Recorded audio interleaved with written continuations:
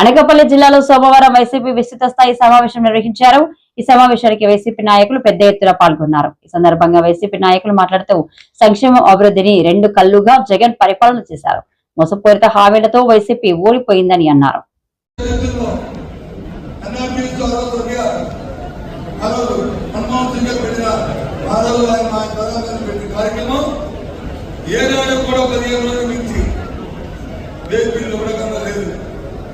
కూలి రోజువారీ కూలి చూడండి 15 రోజులు చేయాలి, డెబ్బై 15 రోజులు మొన్న 20 అయిందండి, 3 నెలలు ఉన్నాయి. అది కూడా మళ్ళీ మాట్లాడబడితే ఏప్రిల్ మంది అప్పుడే మేము అయిపోతుంది, అప్పుడే మేము వస్తుంది. ఎప్పుడే సరికి ఎందుకు అవుతుంది ఆలోచన మీరే అన్నారు కదా. గత ప్రభుత్వం వచ్చి డైవర్షన్ చేస్తుంది తప్పు, గత ప్రభుత్వం వచ్చి చేసేసామా, మరి మీరేం చేస్తున్నారు? అప్పుడు మోసమంతా మహిమని చెప్పారు కదా. గత ప్రభుత్వం ఎప్పుడైనా ఇలాంటి కార్యక్రమం జరిగిందా? గత ప్రభుత్వం ఎప్పుడైనా 4 రోజులు కూడకుండా ఎప్పుడు ఉన్నా? మరి ఎందుకు మీరు ఏం చేస్తాను మీరు? ఎందుకంటే కాన్సెప్ట్ లేదు.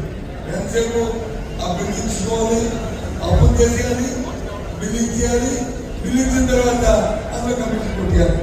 ఇదే కాకపోతే తప్ప ఇంకో కాకపోతే ముందుగా ఈ సమావేశాన్ని విజయవంతం చేసినటువంటి ప్రతి కార్యకర్తకు, ప్రతి నాయకుడికి, ప్రతి అభిమాని కూడా హృదయపూర్వకంగా పార్టీ తరఫున కృతజ్ఞతలు, ధన్యవాదాలు తెలియజేస్తున్నా.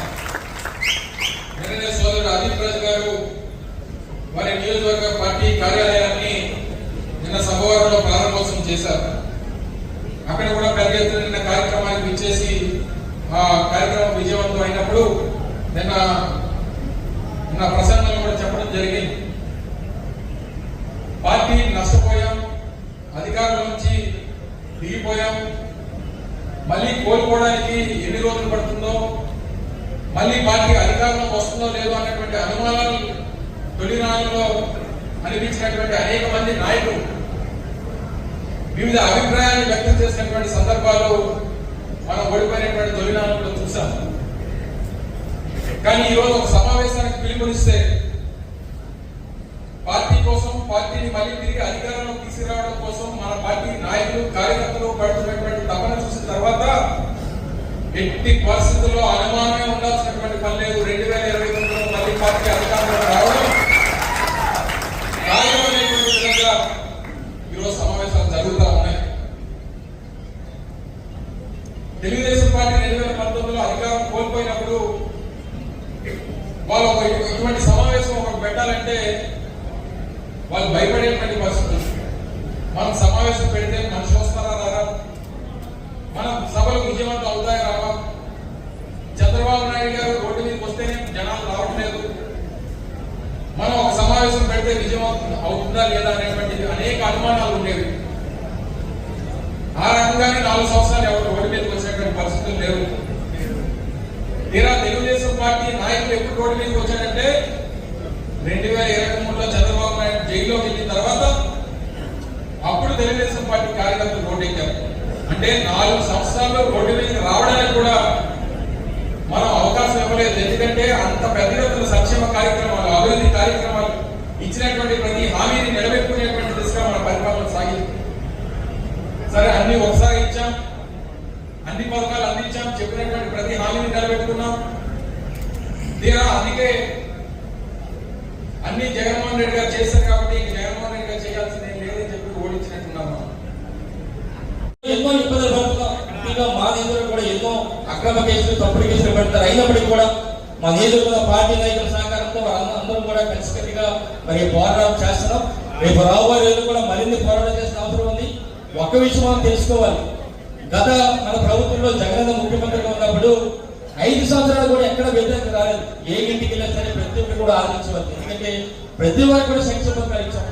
ఎప్పుడు మనకు తెలిసిందంటే రిజల్ట్ వచ్చిన రోజున మన వ్యతిరేకత మనకు తెలిసింది. కానీ ఈ రోజు కూటమి ప్రభుత్వం 11 నెలల్లోనే ఏ గ్రామంలో ఏ ఇంటికి వెళ్ళినా సరే ప్రతి ఒక్కరు వ్యతిరేకిస్తారు. ఒక సవాలు, ఒక ఉదాహరణ చెప్పాలి. మొదటి 3 నెలలు తెలుగుదేశం పార్టీ కార్యకర్తగా నాయకులు ప్రతి ఇంటికి కూడా పెన్షన్ ఇచ్చేవారు. కానీ ఈ మధ్యకాలం చూడండి ఎవరు అడగలేదు. కారణం ఏంటంటే ప్రతి ఒక్కరు కూడా సూపర్ 6 సమయం ఏంటి అడుగుతారు. కాబట్టి మరి రేపు రాబోయే రోజుల్లో అందరూ కూడా కలిసి గట్టిగా పనిచేసిన అవసరం ఉంది. మరి జగన్ కూడా ఈ మధ్యకాలంలో చూసాం. మరి వారు మాట్లాడుతున్నా చూస్తుంటే ప్రతి కార్యకర్త కూడా మరి ఎంతో ఉత్సాహంగా రేపు రాబోయే అందరికీ చెప్పారు 2.0 బ్లాక్ బస్టర్ అవుతుంది నెక్స్ట్ మనందరం